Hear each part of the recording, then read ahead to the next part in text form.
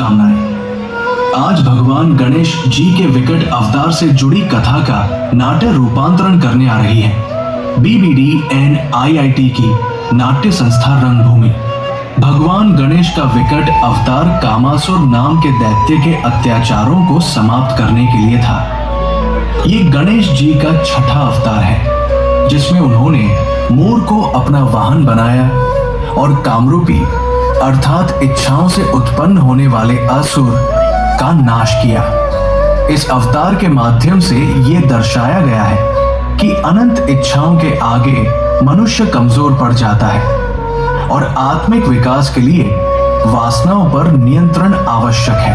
पौराणिक कथाओं के अनुसार जालंधर का अंत करने के लिए श्री विष्णु ने जालंधर की पत्नी वृंदा का पतिव्रता धर्म भंग किया, जिससे वृंदा को एक पुत्र की प्राप्ति हुई जिसका नाम कामासुर हुआ। कामासुर एक अत्यंत तेजस्वी असुर था। दैत्य गुरु शुक्राचार्य ने ब्रह्मांड में विजय पाने के लिए कामासुर को भगवान शिव की कठोर तपस्या करने का सुझाव दिया। गुरु आज्ञा का पालन करते हुए उसने पंचाक्षरी मंत्र से भगवान शिव की कठोर तपस्या की।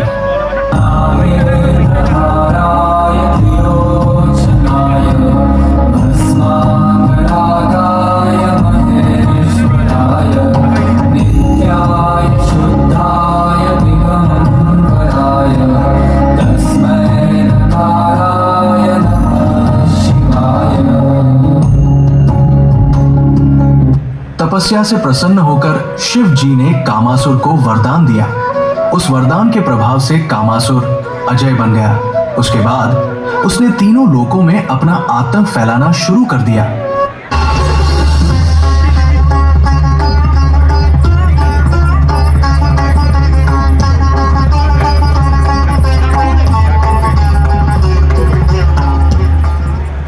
तब सभी देवी देवताओं और ऋषि मुनियों ने कामासुर के आतंक से मुक्ति पाने के लिए गणेश जी से प्रार्थना की। ओम लंबोदराय नमः।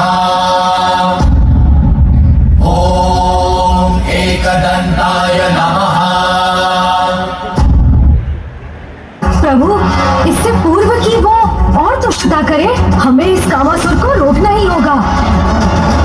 तो उसे ढूंढेंगे हम कहाँ होगा वो? प्रभु, ये मुझे ज्ञात है। अंतरिक्ष में एक सुंदर स्थान पर उल्का पिंडों के समूह पर स्थित कामासुर ने अपने लोक का निर्माण किया है। उसका नाम है रतीतपुरम। अपनी किसी भी बड़ी सफलता का आनंद वहीं जाकर मनाता है कामासुर, इसलिए वो अवश्य रतीतपुरम में ही होगा। प्रभु, बताने के लिए धन्यवाद लोभासुर जी।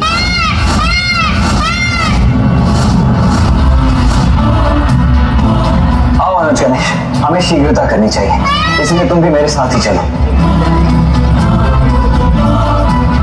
मयूर जी, अब हमें रतीतपुरम ले चलिए। मयूर जी, आगे बढ़िए।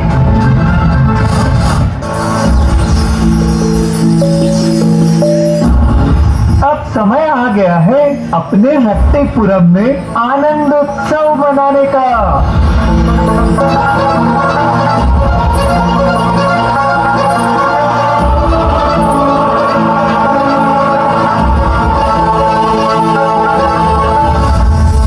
आज मेरे इस लोक में आनंद उत्सव का समय है।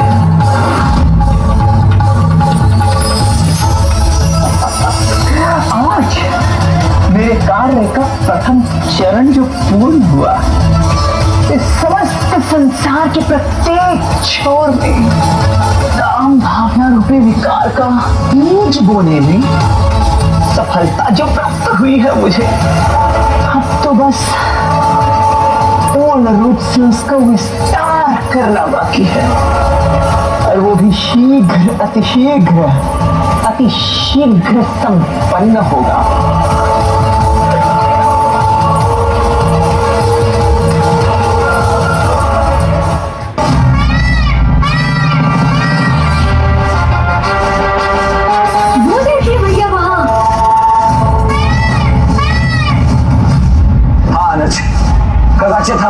उनके निकट पहुंची। हाँ भैया।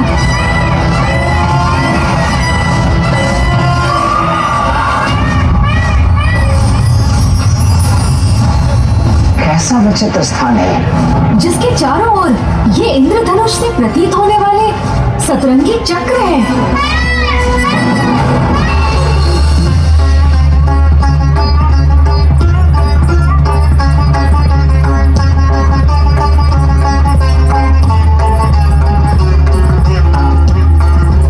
मैं कोई ना कोई उपाय तो अवश्य ढूंढूंगा भैया।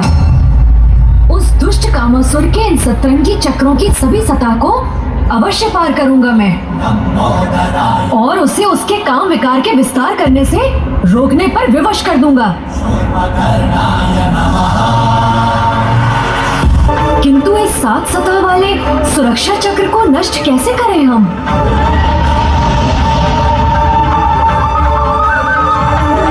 कदाचित इसका उपाय हमारे समक्ष है, क्योंकि मयूर जी तो चक्र के भीतर जाकर भी सुरक्षित रहे।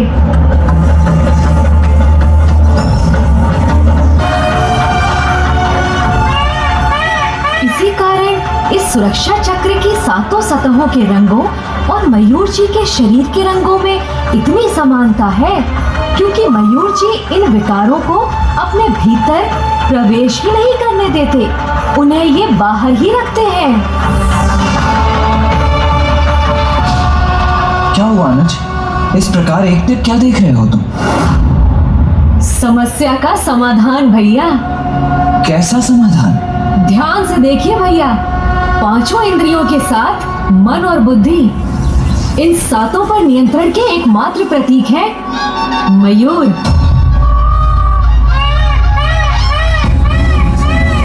हाँ अनुज गणेश, मयूर संयम के प्रतीक ही तो है, इसीलिए तो इनमें देवताओं का वास भी माना जाता है। इनके ये 7 रंग पंच इंद्रियों के साथ साथ मन और बुद्धि पर भी नियंत्रण दर्शाते हैं। किंतु इससे हमारी समस्या के समाधान का क्या संबंध है अनुज? भैया, मयूर जी संपन्न है, वही 7 रंग इस सुरक्षा चक्र में भी हैं।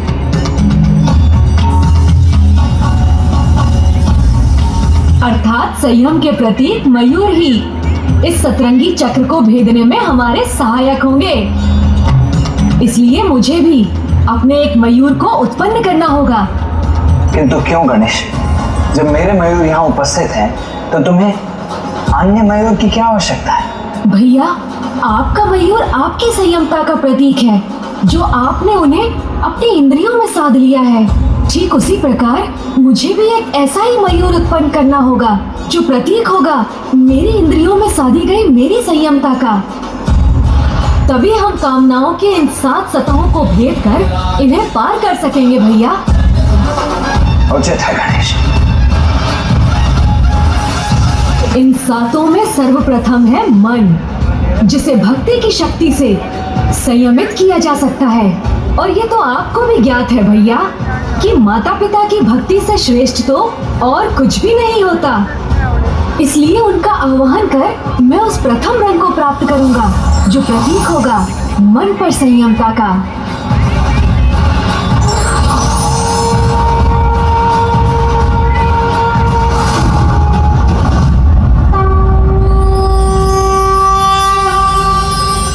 और दूसरी है बुद्धि, और बुद्धि को ज्ञान की शक्ति से ही संयमित किया जा सकता है। इसलिए भैया, अब मैं माता सरस्वती और ब्रह्मदेव का आवाहन करूंगा, जो मुझे द्वितीय रंग प्रदान करेंगे। हमारा आशीष सदा तुम्हारे साथ है पुत्र गजानन।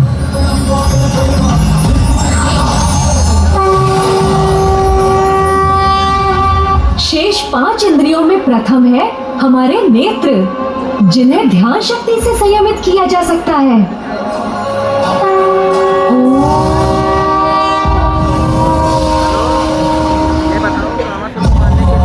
फिर कर्ण, जिन्हें अंतर्ध्वनि की शक्ति से, जीवा जाप शक्ति से, नासिका आत्म शक्ति से, और त्वचा को तपो शक्ति से संयम में रखना संभव होता है।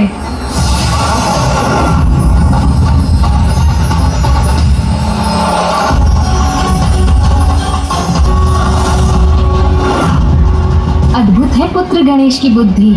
अपनी चतुराई के द्वारा ही गणेश ने 7 रंगों को प्राप्त कर लिया है स्वामी, जो प्रत्येक इंद्रियों पर विजय प्राप्त करने का प्रतीक है। और अब इन्हीं से गणेश अपने स्वयं का वाहन भी उत्पन्न करने वाले हैं, जो उन्हें कामासुर पर विजय प्राप्त करने में सहायता प्रदान करेगा।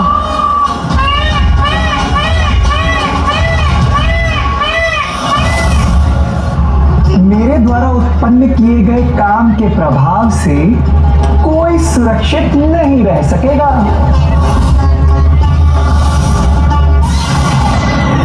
गणेश सावधान!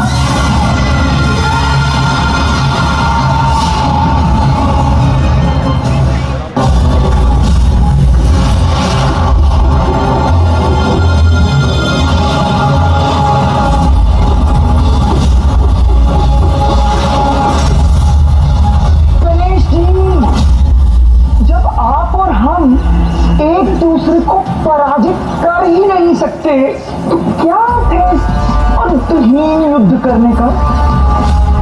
जिस प्रकार कामासुर का काम विकार इस अधिकांश पृथ्वी को निगल गया है, ठीक उसी प्रकार क्यों ना मैं भी आपको निगल जाऊं।